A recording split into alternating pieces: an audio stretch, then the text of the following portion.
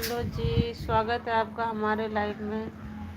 बहुत बहुत thank you live में जुड़ने के लिए। और आज तबीयत ठीक नहीं है हमारा, बहुत तेज सर दर्द हो रहा है।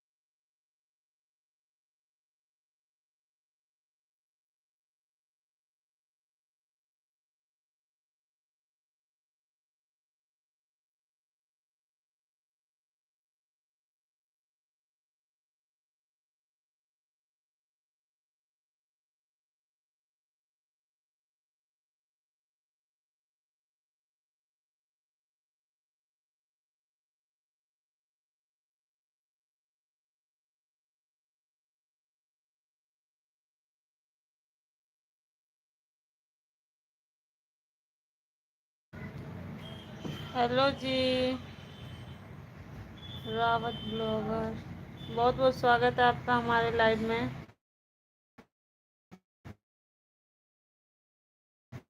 थैंक लीजिए और लाइव को लाइक कर दीजिए। और कैसे हैं आप, प्लीज़ कमेंट करके बताइए।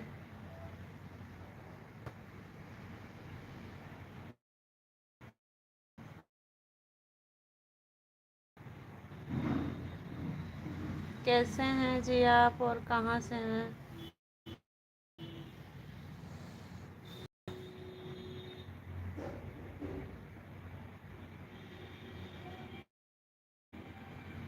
मेरा आवाज़ नहीं आ रहा है आपको? सॉरी जी, आज सर में बहुत तेज़ दर्द है, इसलिए हम धीरे बोलना है